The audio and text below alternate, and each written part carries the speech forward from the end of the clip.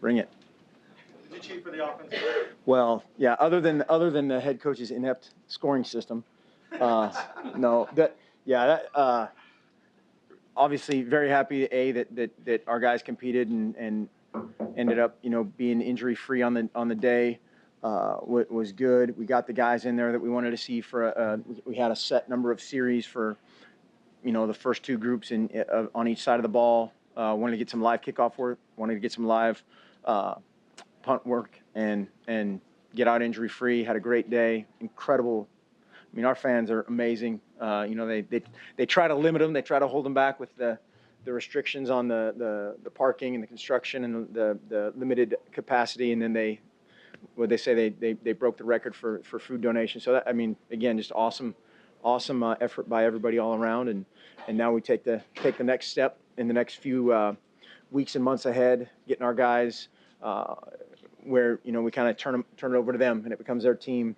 Along with Coach Radcliffe and the strength and conditioning crew, they kind of turn into their own unit right now, and that's where we believe the guys that we have on our team really flourish. Just the character and the leadership, all the things that we've tried to build and foster through recruiting and developing that takes over. So, questions?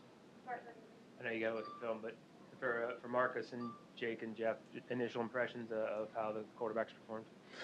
Marcus was really clean. He did a nice job. Did a really good job. I guess that would have been in the second quarter. We were flipped around.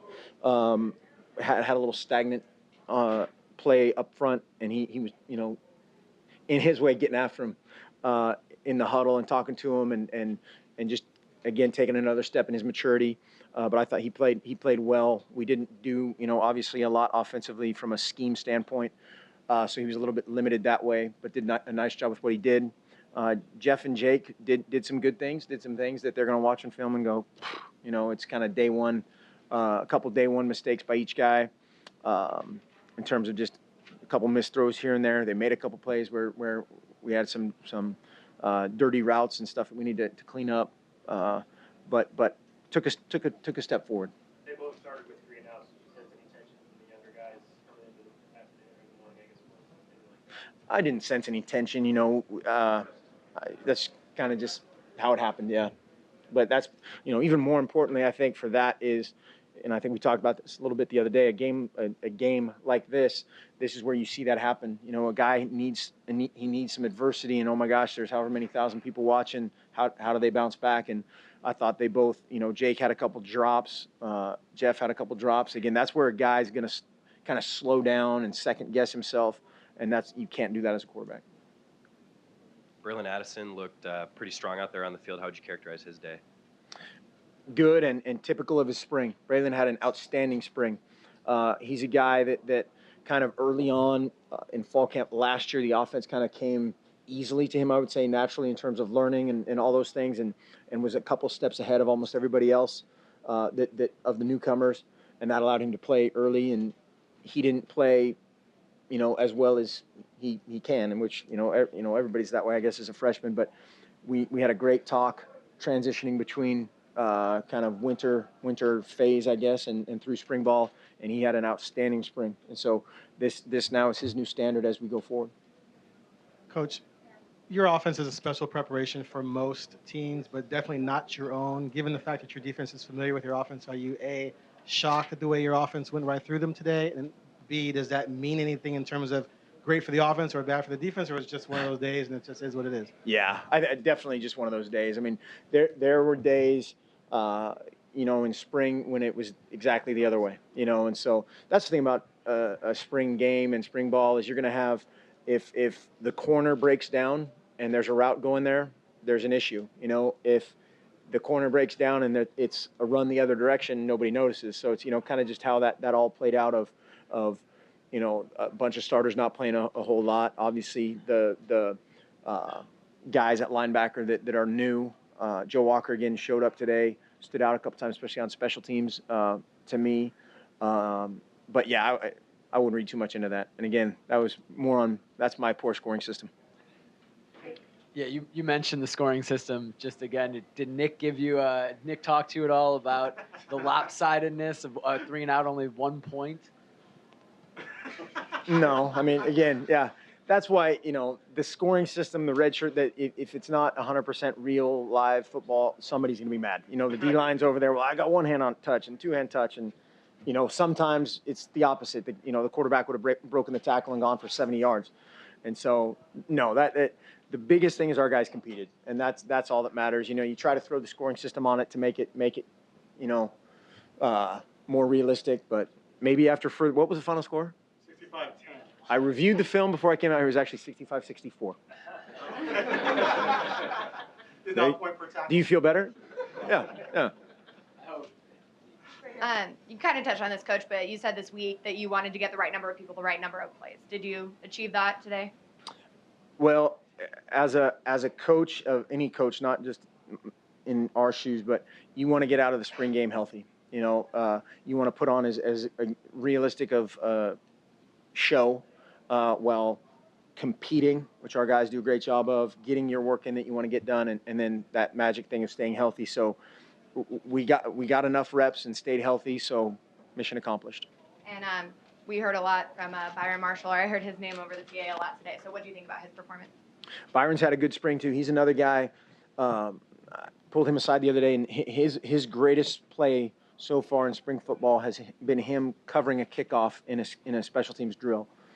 Played fast, made a guy miss, finished the play, made the tackle, and that's what he can do. He can be a weapon offensively and on special teams, and now he just needs to do it over and over again. And he's a young guy, played early, feeling good about himself in certain regards, but just needs to ratchet that effort up all the time and be a great player all the time. We always talk about fast guys are fast all the time, not just, flipping the switch. How did the offensive play calling work today, and do you have a better idea of how it's going to work come fall? It worked. Like I said, we limited a lot of what we did offensively and defensively today. Just again, we had some seconds and thirds in there doing a bunch of different things, and then also we're not going to kind of show our hand totally. But as far I guess I don't understand. Were you making all the play calling? No. I didn't make one. Yep. I mean, we talked about it beforehand and talked about how how we're going to install and what we are not going to do today. But he called everything. Yep. And will Scott call the offensive plays for the ball? We're gonna see. That's what we're going to sit down and talk about here in the next. Again, there's no rush on that. And if I call every play or if Frosty calls every play, there'll probably be no difference and nobody's going to be hanging their head. Coach, how much stock do you put in today's game as compared to the scrimmages and practices you've had earlier? I know a lot of fans want to talk about this many catches, this Sure. many yards, but compared to the entire spring, what does this really mean? In those terms, I think more or less it's one of 15 practices in terms of its. I think we were talking about the other day, like a weighted final type of situation, but it was good for Chance Allen to drop a ball and then come back and make some great catches. Same with Jeff and Jake. They had some balls dropped, but bounced back from that. So if a guy's going to kind of, we're not going to have a guy that's going to fold, but if he's going to kind of check himself a little bit, it's going to be in this kind of situation where there's a lot of people. Oh my gosh, I panic. Things ensue. And so from that standpoint, you see a guy react, and then you coach from it. If they can handle it, that's a good thing, and you build upon it. If they don't, you try to fix it. Coach, how important was that the 48-yard field goal? How important was that considering the circumstance in the past? How important was that for Alejandro? And did you have that kind of planned at all to get him something in front of a crowd like that? We were trying to get some kicks just of we wanted it to flow naturally, which again I know that's best laid plans type of deal, but that was great. It was great to be in that situation and kind of the sarcastic applause, which was probably warranted, was funny and that's a place where we have to get better. There's going to be a lot of competition in the fall for that spot, and we compete. Mark, Christian French was a guy that kind of came in as a tight end, switched to defense. What were your impressions of his first spring game on defense? I didn't really have impressions of him today necessarily. Throughout spring, he's developing. He's a guy that has a lot of raw athletic ability. and just needs to trust it and play with confidence all the time. Great kid, hard worker, and his best days are definitely ahead of him. Yeah. The running backs, Bassett, Ford, Rosenberry, and Thompson, any of them of those stand out today, or any different than in the rest of the spring? Not really. They all those guys had solid springs. Yele had a really good spring, especially springboarding kind of offering or being on scholarship. You like to see that guy improve and step up. There's been a couple guys in the past, not necessarily here, but other places where, now they're on scholarship and it's, kind of I've made it type of a mentality. But he did a great job working hard all spring. Byron's getting better, like we talked about. Obviously, DeAnthony not playing gave those other guys a bunch of reps that will pay off down the road. Mark, a lot of us maybe obviously incorrectly assumed Marcus wouldn't play as much as he did. What was the thought behind giving him, I think it was 4 series? Why did you play him, I guess, as much as you did today? And I imagine you were happy with how he played as well. I missed the middle part of that. Why? Yeah, what was the thought process behind playing him as much as you did today? He's a young guy. He's a sophomore that just needs to continue developing. And today, was a great opportunity for him. He had 4 series, and him and a few other guys that was their cap, and he got better. And then he utilized it. One thing we talked about before, and then during today is now he's a coach. Now he's a leader. He can go talk to the O-line. He can talk to the quarterbacks, and that's invaluable. But again, he needs to be in that game environment, and then kind of flip on to coaching and leadership. 202 and 303. Yeah, along the coaching lines, I saw him out there on the field with you at times. What did you want him to do? What was his tasks, I guess, specifically at that point? Snacks, water. No, he. I know it was a joke. It was a bad joke.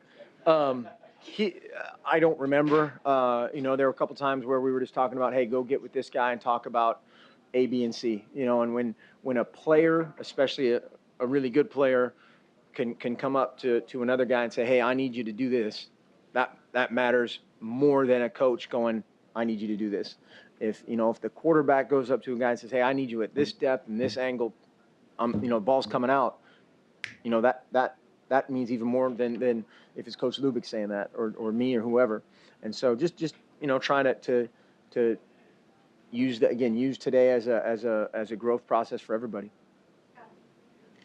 Just talk about for you what this transition has been like the last couple of months and kind of culminating in front of a huge crowd for the first time as a head coach. And I guess along those lines, you find yourself looking at things a little bit differently, or you're forcing yourself to look at things a little bit differently. Just trying. Oh, sorry. Yeah. Just staying healthy. That was making sure everybody's in the right spot and trying to. A couple guys got banged up there. BJ, I think, just got the wind knocked out of him, and I think Stetson Bear was the other guy that kind of got the wind knocked out of him, and those are scary moments. But, again, our staff has worked so hard. Our players have worked so hard. We're just trying to maintain those standards and advance those standards every day. Mark, sorry if you addressed these, but it was clean. It seemed pretty clean in terms of penalties and turnovers as well. Did you feel okay about those facets? Yeah, I was hoping for a couple more just from the defensive standpoint, which, again, that's my fault for the scorekeeping system. But, yeah, for turnovers. Yeah, and yeah. But, yeah, had a couple procedural deals, had a couple snaps that was a little bad ball drill for the quarterbacks, which, hey, just, got to play it. But for the most part, that was okay. Obviously, you'd like that to be 0. Mark, expect to have Tyson Coleman for the start of camp? Yes. Mark, you guys prided yourselves on good blocking from the wideout position. Josh had a good day. Braylon had a good day. Overall, how'd the blocking do on the outside? I don't know. All spring those guys have done a nice job. That's one of their calling cards is they're going to try to out physical people and without watching the film, I really don't know. I just saw there was just a couple breakdowns on the outside and those quick passes. So yeah. I just didn't know if you saw those. Yes, there were a couple times where they broke down, and a couple of those guys will improve. How did you feel about the American flag at halftime as well? I wanted to get you to that as well. What was that like for you? Awesome. I mean, being a part of all this is those guys, we had them in the locker room, and just that they mean way more to us than we can express, and it's very humbling and somewhat comical of how much we can mean to them when they're away, and anything that we can do to represent them or acknowledge them or celebrate them is it's an honor and a privilege and an obligation and an expectation. This is a bit off topic, but Chip picked a couple guys that beat you guys the past 2 years, Zach Ertz and Matt Barkley. What was your reaction when you saw Chip taking a couple of those nemesis? My reaction was go Eagles. I don't know what my reaction was. I don't really have I didn't have one. He told me he was going to take me in the 3rd round, so I'm still waiting for a phone call. They still have a pick, I think. There's a couple 17. Yeah. Anything else? I think that does it. Great. Thanks. Thank you.